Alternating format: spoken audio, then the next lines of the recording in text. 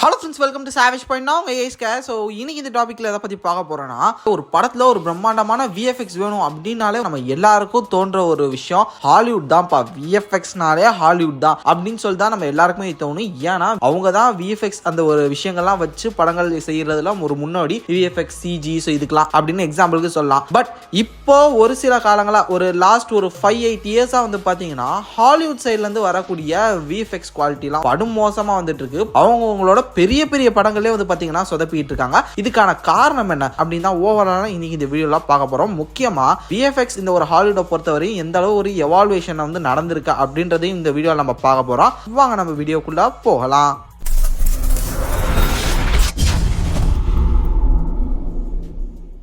Lakshmi organics நம்ம இயற்கையான முறையில தேன் பண்ணி அமைத்து அதுல இருந்து சேகரிக்கக்கூடிய தேனை எந்தவித கலப்படமும் இன்றி விற்பனை பண்ணிக்கிட்டு வரும். அதோட சுத்தமான தேனை தாண்டி வேல்யூ ஆடட் ப்ராடக்ட்ஸ் சொல்லக்கூடிய தேன் ஊரல் வகைகள், அதாவது பன்னீர் ரோஜா குல்கந்து, தேன் அத்தி, தேன் பேரிச்சை, தேன் இஞ்சி, தேன் பூண்டு, தேன் முந்திரி, தேன் உலர்பழங்கள்னு சொல்லிட்டு கிட்டத்தட்ட 8 வகையான ப்ராடக்ட்ஸ் நம்ம விற்பனை பண்ணிக்கிட்டு வரோம். ஒருவேளை உங்களுக்கும் உங்க ஃபேமிலிக்கும் சுத்தமான தேன் மற்றும் தேன் ஊரல் வகைகள் வேணும் அப்படின்னு நினைச்சீங்கன்னா மறக்காம ஸ்கிரீன்ல தெரியுற நம்பரை கான்டாக்ட் பண்ணுங்க. மேலும் நம்ம நிறுவனத்தை பத்தி தெரிஞ்சுக்க டிஸ்கிரிப்ஷன்ல கொடுத்திருக்கிற நம்மளோட லக்ஷ்மி ஆர்கானிக்ஸ் இன்ஸ்டாகிராம் பேஜை தொடர்ந்து ஃபாலோ பண்ணி சப்போர்ட் பண்ணுங்க. இப்போ வாங்க கண்டென்ட் குள்ள போகலாம். ஃபர்ஸ்ட் ஆஃப் ஆல் வந்து பாத்தீங்கன்னா 1990s 1980s இருந்தே நீங்க எடுத்துக்கிட்டு வாங்கல. அந்த டைம்ல வந்த ஹாலிவுட் படங்கள்லாம் வந்து இப்போ போட்டு பார்த்தாலுமே எப்படா எடுத்தீங்க அப்படின்னு சொல்லிட்டு பலரும் ஆச்சரியப்படுற மாதிரி அவ்வளவு தத்ரூபமா விஎஃப்எக்ஸ் வந்திருக்கும். அது வந்து விஎஃப்எக்ஸ் சொல்ல முடியாது, ஒரு விஎஃப்எக்ஸ் டச்ன்ற மாதிரி சொல்லலாம். ஏன்னா முடிஞ்சாலும் அவங்க பிராக்டிக்கல் எஃபெக்ட்ஸ்ல அதை வந்து புஷ் பண்ணிருப்பாங்க. லைக் அனிமேட்ரானிக்ஸ், செட்டு, ப்ராஸ்தட்டிக்ஸ், இது மூலமா அவங்களோட அந்த ஒர்க்கை முடிஞ்ச அளவு பிராக்டிகலா வந்து ஸ்கிரீனுக்கு முன்னாடி கொண்டு வந்துருவாங்க. அது போக இருக்கக்கூடிய அந்த சின்ன சின்ன டெக்ஸ்சர்னு சொல்லுவாங்க. ஸோ அது மேல இருக்கக்கூடிய ஒரு சில மைனூட்டான விஷயங்கள் மட்டும் வந்து பாத்தீங்கன்னா விஎஃப்எக்ஸ்ல வந்து கரெக்ட் பண்ணுவாங்க. அது ஓவராலா நமக்கு வந்து சூப்பரா தெரியும். Like Jurassic world, Jurassic park படங்கள்லாம் இருக்குல்ல, அந்த காலத்துல வந்த படங்கள் அதெல்லாம் ஃபுல் விஎஃப்எக்ஸே கிடையாது. அது வந்து ஒரு அனிமேட்ரானிக்ஸ். இது நம்ம எல்லாருக்குமே தெரியும். வெலாசிராப்டர்ஸ் மேல ஹியூமன்ஸே அந்த ஒரு ட்ரெஸ்ஸை போட்டுட்டு ஒன்னமான சீக்வன்ஸ்லாம் எடுத்திருக்காங்க. லைக் ஏலியன் படங்கள், பிரிடேட்டர் படங்கள், முக்கியமா சொல்லலாம் டிரான்ஸ்ஃபார்மர்ஸ். அந்த ஒரு 2000 2010 காலத்துல வந்த டிரான்ஸ்ஃபார்மர்ஸ் படத்தோட விஎஃப்எக்ஸ்லாம் அல்டிமேட். கொஞ்சம் யோசிச்சு பாருங்க, கார்லாம் டக்கு டக்குன்னு ஒரு டிரான்ஸ்ஃபார்ம் ஆகுது. மைனூட்டா அந்த கார்ல இருக்கக்கூடிய டயர் அப்படி போறது, அந்த காரோட வீல் இப்படி போறது, கதவு அங்க மாறுறது, விண்ட்ஷீல்டு உள்ள போறது, அப்படி இப்படின்னு சொல்லிட்டு வந்து பாத்தீங்கன்னா அந்த ஒரு அசம்பிளே வந்து ஒரு டோட்டல் ஹியூமன் ஃபார்முக்கு மாறி மறுபடியும் அந்த ஹியூமன் ஃபார்ம் வந்து பாத்தீங்கன்னா கார் ஃபார்முக்கு மாறணும். இப்படி இறங்கி விஎஃப்எக்ஸ் பண்ணிருப்பானுங்க. எக்ஸாம்பிள் எடுத்துக்கிட்டீங்கன்னா சொல்லிட்டே போலாம். அதுலயும் முக்கியமா சாம் ரெமியோட வெர்ஷன் ஸ்பைடர்மேன், அந்த ஒரு வெர்ஷன்ல வந்து அந்த ஸ்விங்கிங் ஷாட்டா இருக்கட்டும், க்ளோஸ் அப் ஷாட்டா இருக்கட்டும், ஃபைட் சீக்வன்சஸ், டாக்டர் ஆக்டோவிஸோட டென்டகல்ஸ், அந்த ஒரு வெனம் விஎஃப்எக்ஸ் எல்லாமே அல்டிமேட்டா இருக்கும். அந்த டைம்ல வந்து எல்லா படங்களோட விஎஃப்எக்ஸுமே எப்பரா இதெல்லாம் நீங்க அச்சீவ் பண்ணீங்க அப்படின்னு கேட்கற மாதிரி முடிஞ்சாலும் பிராக்டிகல் எஃபெக்ட்ஸும் வந்து பாத்தீங்கன்னா புஷ் பண்ணுவாங்க. அதுல விஎஃப்எக்ஸ் பிளெண்ட் பண்ணி நமக்கு பிரசன்ட் பண்ணுவாங்க. அவதார் கூட அந்த 2010 ரிலீஸ் ஆன ஒரு படம் தான். ஸோ அப்ப கொஞ்சம் யோசிச்சு பாருங்க. அந்த மாதிரி அப்பவே விஎஃப்எக்ஸ் வந்து இறச்சிருக்காங்க. நீங்க இப்போ இந்த காலத்துல அந்த படத்தை எடுத்து போட்டு பார்த்தாலுமே வந்து பாத்தீங்கன்னா பிரமிச்சு போய் பார்ப்பீங்க. எப்படி நான் வந்து ஒரு வீடியோல இந்த மாதிரி காலத்துக்கும் அழியாத ஒரு படம் அப்படின்னு சொல்லிட்டு ஒரு லிஸ்ட் போட்டிருப்பேன். அதுல இன்டர்ஸ்டெல்லார்லாம் வந்து பாத்தீங்கன்னா 2100 2200 ஒரு ஆண்டு இருந்து அந்த காலத்துல மனுஷங்க உயிர் வாழ்ந்தாலுமே இன்டர்ஸ்டெல்லார்லாம் எடுத்து பார்த்தாங்கன்னா அவங்க வந்து மெய் சிலிர்த்து போவாங்க. அந்த டைம்ல எப்படி அதெல்லாம் பண்ணாங்கன்னு சொல்லிட்டு பிரமிப்பாங்க. ஏன்னா அந்த அளவு கிறிஸ்டோபர் நோலன் வந்து அவ்வளவு ஒர்க் பண்ணியிருப்பாரு. சயின்டிபிக்கலாவும் சரி, பல தியரிஸை முன்னிறுத்தி ப்ராப்பரான ஒரு பிரசன்டேஷனை பண்ணணும்னு சொல்லிட்டு 100% எஃபர்ட் போட்டிருப்பாரு. அந்த ஒரு படத்துல பெருசா விஎஃப்எக்ஸே யூஸ் பண்ணிருக்க மாட்டாங்க. ஜஸ்ட் ரோப்ஸை ரிமூவ் பண்றது, ஒரு சில அந்த ஸ்பேஸ் ஷாட்ஸ், இது மாதிரியான ஒரு சில விஷயங்களை மட்டும் தான் அடிஷனலா வந்து விஎஃப்எக்ஸை ஆட் பண்ணிருப்பாங்க. அப்படி இருந்துமே பல பிராக்டிகல் எஃபெக்ட்ஸ் யூஸ் பண்ண இன்டர்ஸ்டெல்லாரே வந்து பாத்தீங்கன்னா அந்த வருஷத்தோட one of the VFX best VFX award வாங்குச்சு. அப்படின்னா கொஞ்சம் யோசிச்சு பாருங்க எந்த லெவலுக்கு அந்த டைம்ல போயிருந்திருக்காங்க. பட் ஏன் இப்போ ரீசெண்ட் டைம்ஸ்ல விஎஃப்எக்ஸ் இவ்வளோ அடி வாங்குது, ஏன் இப்போ இப்படி பண்ணிருக்காங்க ஹாலிவுட்ல மெயினா அப்படின்னு கேட்டீங்கன்னா, ஒன்னு ஹியூமன் இஷ்யூஸ். ஒவ்வொருத்தரையும் மாட்ட வேலை வாங்குற மாதிரி அப்படி வேலை வாங்கிட்டு இருக்காங்க. முன்னெல்லாம் டைம் பீரியட்னு ஒன்று இருந்தது. ஹாலிவுட் படம்னாலே வந்து பார்த்தீங்கன்னா ஒரு படம் ப்ரொடக்ஷன் போயிட்டு போஸ்ட் ப்ரொடக்ஷன் முடிச்சு ரிலீஸ் ஆகிறதுக்கு ஒரு 2 வருஷம் ஆகும். அது வரையும் அவங்க சொன்னதான் டேட்டு, தைரியமாக எல்லாரும் வேலை பார்ப்பாங்க. ஸோ அந்த மாதிரியான விஷயம் இருந்தது. பட் இப்போ கொஞ்சம் எக்ஸாம்பிளுக்கு எடுத்து பாருங்க, டூம்ஸ்டே படம் அடுத்த வருஷம் மே ரிலீஸ் ஆக போதான். இந்த வருஷம் ஷூட்டிங் போயிட்டு இருக்கான். ஷூட்டிங்கே எப்படி இருந்தாலும் இந்த வருஷத்தோட எண்டு போயிடும். மே மந்த், ஜூன் மந்த், ஏன் அக்டோபர் மந்த்னாலுமே வச்சுக்கோங்க.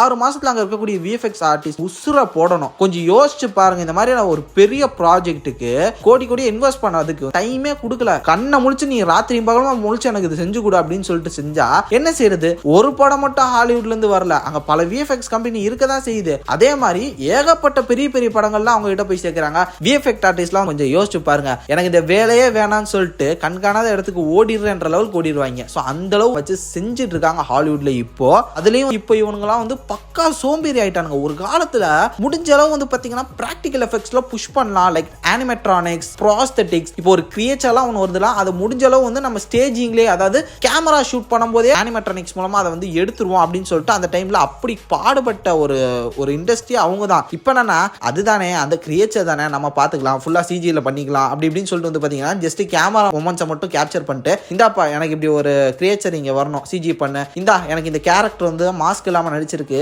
மாஸ்க் வந்து அது மூஞ்சியில் செட் பண்ணு, இந்த கேரக்டருக்கு திடீர்னு நெத்திக்கண் ஒன்று வரும், நெத்திக்கண் ஒன்று ஓப்பன் பண்ணி விடு, அப்படி இப்படின்னு இஷ்டத்துக்கு இவங்க ஷூட் பண்ணிட்டு எனக்கு கம்ப்யூட்டரில் போய் விஎஃப்எக்ஸில் இதெல்லாம் பண்ணி கொடு அப்படின்னு சொல்லிட்டு அவங்க உயிரை போட்டு வாங்கிட்டு இருக்காங்க. அது இப்போ நானோ டெக்னாலஜின்னு ஒன்று வந்துருச்சா, அசால்ட்டா அந்த நானோ டெக்னாலஜி போகுது, இது நானோ டெக்னாலஜி சூட்டு, இது நானோ டெக்னாலஜி மாஸ்க், அது இதுன்னு போட்டு இந்த நானோ டெக்னாலஜியை வச்சு மில்க் பண்றானுங்க பாருங்க, முடியல.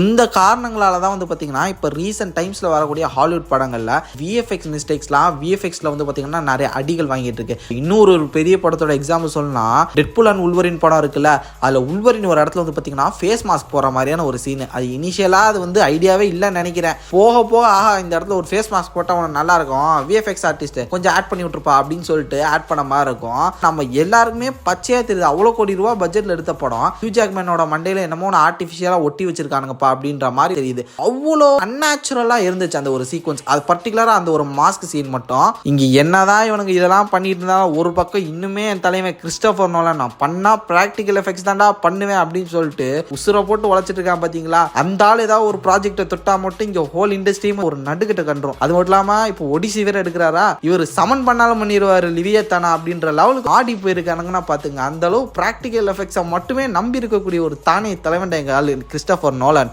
அவரை பார்த்து இந்த ஹாலிவுட் இண்டஸ்ட்ரி கத்துக்கணும். இன்னுமே எப்படி மாறாம அப்படியே கோல்டன் ஸ்பூனாவே இருக்காரு பாருங்க. மேஜர் ப்ராப்ளம் தான் இதுதான் ஃப்ரெண்ட்ஸ். விஎஃப்எக்ஸ் ஆர்டிஸ்ட்லாம் வந்து பாத்தீங்கன்னா அவங்களுமே ஒரு ஹியூமன்ஸ் தான். அவங்கள போட்டு இப்ப படுத்துறாங்க. இப்ப ஏஐ வேற வந்துருச்சா, இவனுக்கு வேலை செய்ய மாட்டானுங்க, டக்குன்னு ஏஐ வச்சு பண்ணிடலாம்னு சொல்லிட்டு அப்படியே அந்த ஒரு ஷார்ட் கட்டை பிடிச்சி போகலாம் அப்படின்ற வரை வேற பிளான் பண்ணுவானுங்க. இது எங்க போய் முடிய போகுது அப்படின்னு தெரியல. போக போக வந்து பாத்தீங்கன்னா நிலைமை வந்து ஒஸ்டா தான் போய்கிட்டு இருக்கு.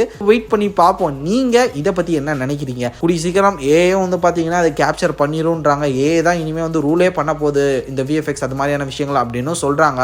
அதை பத்தி நீங்க என்ன நினைக்கிறீங்க? உங்களோட தாட்ஸ் அண்ட் வியூஸ் என்னன்றதை கமெண்ட் செக்ஷன்ல மென்ஷன் பண்ணுங்க. இதே மாதிரி தொடர்ந்து நிறைய இன்ட்ரெஸ்டிங்கான வீடியோஸ் பார்க்கறதுக்கு மறக்காம நம்ம சாவேஜ் பைன் சேனலை சப்ஸ்கிரைப் பண்ணி அந்த பெல் ஐகானை பிரஸ் பண்ணிக்கோங்க. அடுத்த ஒரு இன்ட்ரெஸ்டிங்கான வீடியோல நாளைக்கு உங்களை மீட் பண்றேன். அது வரைக்கும் tata bye, take care from A Square.